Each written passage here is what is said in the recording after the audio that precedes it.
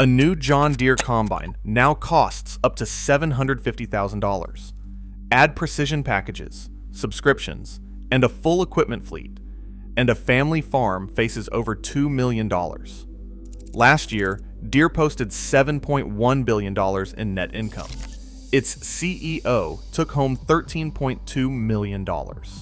American farmers are being priced out of existence, and the price tag is only where this story begins. A new tractor used to be a lifeline, a way for a family farm to keep up, to survive another season. Today, a mid-sized John Deere, the kind that cost $150,000 a decade ago, now lists for nearly $280,000. Large models range from $350,000 to $500,000. A top-line combine stretches from $470,000 up to $750,000, but that is only the beginning. Dealers now bundle mandatory technology packages, RTK guidance, Starfire GPS, ProDrive transmissions, and remote connectivity, adding $50,000 to $100,000 per machine. These are not optional. The latest warranty or financing often requires every add-on. Subscription fees follow. Each machine demands another $5,000 to $15,000 a year for data analytics, cloud-based field management, and software updates. For a 500-acre grain farm looking to stay competitive, the outlay to fully outfit with new Deere equipment now clears $2 million. That is before insurance, interest, or service contracts. The recurring subscriptions alone can eat up $30,000 a year, every year, just to keep the technology running. One Midwest farmer put it plainly: it is not about getting ahead anymore, it is about not going under. The numbers back him up. These prices have risen 2 to 3 times faster than farm income since 2015. The capital wall has grown so high that most family farms cannot even see over it, let alone climb. Every new purchase means more debt, more risk, and less margin for error. For many, the math just does not work. The next section will show what happens when farmers are forced to choose between survival and stepping away. John Deere's books tell a story that stands in sharp contrast to the struggles on the ground. In fiscal year 2024, Deere reported $51.7 billion in net sales and $7.1 billion in net income, even as new equipment orders slumped and farmers postponed purchases. The company's own guidance for 2025 predicts net income between $5 and $5.5 billion, still far above what most competitors can claim, despite a 35% year-over-year drop and the steepest decline in sales volume in a decade. An agribusiness economist points to the engine behind these numbers: the shift from traditional hardware sales to a model built on subscriptions, mandatory technology bundles, and locked-in services.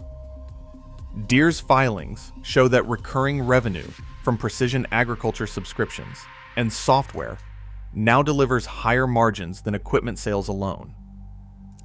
In 2023, the company spent $305 million acquiring Blue River Technology, a move that accelerated its push into AI-driven automation and cloud-based farm management.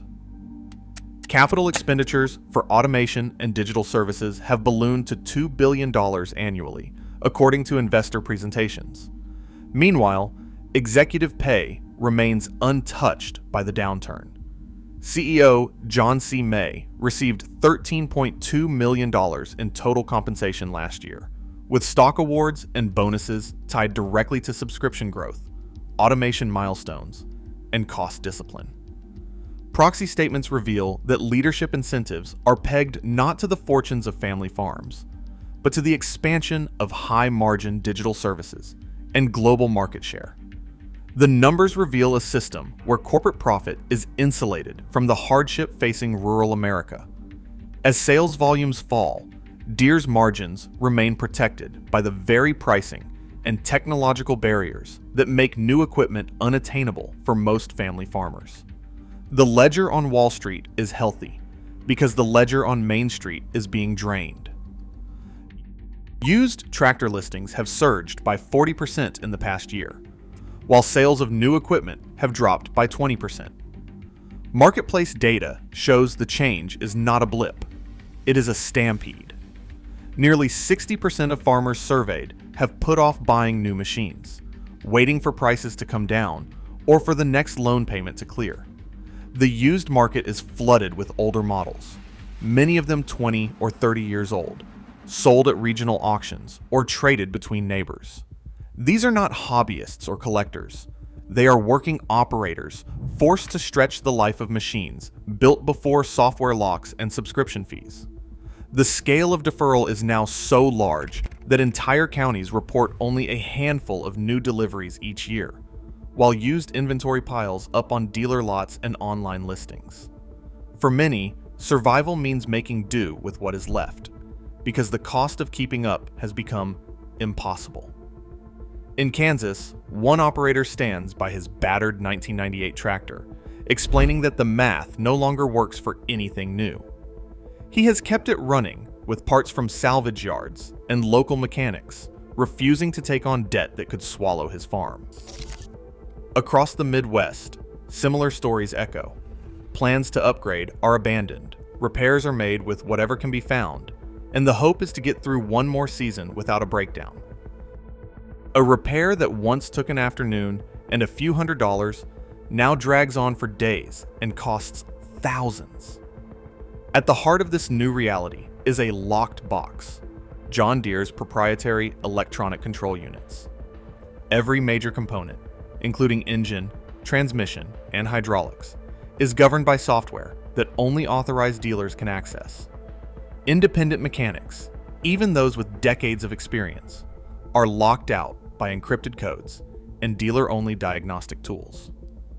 Mike Jensen, who ran a repair shop in Iowa for 25 years, watched his business evaporate after Deere's latest electronic control unit update. He could swap a faulty sensor in minutes, but without the dealer's digital key, the tractor stayed dead. His annual revenue dropped from $1.2 million to less than half that, forcing layoffs and, eventually, closure. For farmers, the cost is staggering. A repair quoted at $400 by an independent shop balloons to $1,200 or more at the dealer, 3 to 4 times higher. During the 2023 planting season, wait times stretched to a week or longer as dealers juggled remote authorizations and software resets. Every day lost during planting or harvest means real money gone and yields at risk. Meanwhile, Deere's lobbying machine has spent $4.2 million since 2019 to block right to repair bills in 28 states. At a Nebraska hearing, farmers testified to $2,500 repair bills for jobs that should cost a third of that. Deere's representatives argued that only their software could guarantee safety and compliance. The effect is clear. A repair monopoly siphons cash from rural America and keeps the keys to the equipment and the farm's future firmly in corporate hands. John Deere's autonomous tractor enters the market at a base price of $500,000 with advanced navigation, LiDAR, and controls driven by AI. The machine can operate for 8 hours without a driver, guided by GPS and remote cloud management. But the economics are clear. The break-even point for this technology sits at 400 acres or more.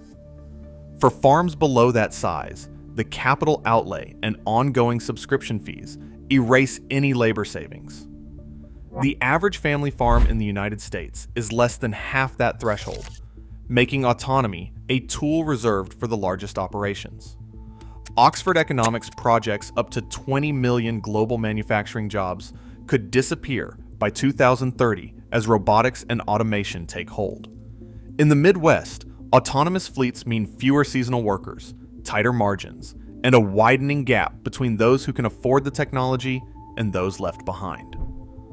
For most family farms, the math simply doesn't work.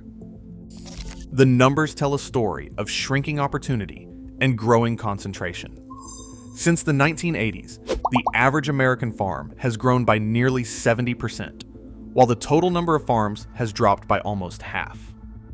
USDA data show that just 1% of operations now control close to a third of all cropland, and by 2040, corporate entities could own up to 90% of U.S. farmland.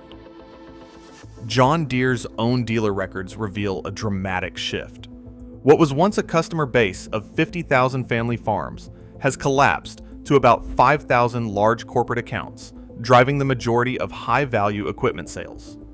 As the capital needed to compete rises, smaller farms are forced out or absorbed. Local dealerships, once anchors of rural communities, are closing at a rate of 30% per county since 2015. Each closure means fewer jobs, less competition, and another step toward a farm economy dominated by a handful of corporate giants. Farm debt has climbed to levels not seen since the 1980s crisis, with the average debt-to-income ratio now at 1.2, meaning many farms owe more than they earn in a year. Rural mental health clinics across the Midwest report that suicide rates among farmers are twice the national average. Dr. Emily Hart, a counselor at the Iowa Rural Mental Health Center, describes clients who arrive after sleepless nights spent calculating loan payments and equipment bills, some admitting they see no way out. One farmer, after a failed harvest and an equipment debt of $850,000, attempted suicide in 2024. These struggles are not isolated. If current trends continue, USDA projections show that by 2040, corporate entities could control 90% of U.S. cropland. As John Deere pivots toward global markets, the risk is clear. The American family farm, already under siege, may soon be a relic, replaced by a system where land, food, and livelihoods are managed by distant corporations. Today, farm debt tops $500 billion, and rural suicides keep rising. As Deere's profits climb, family farms vanish, replaced by corporate giants and machines. This is not creative destruction. It is a business model that decides who feeds America and who gets left with empty fields. Share your thoughts below.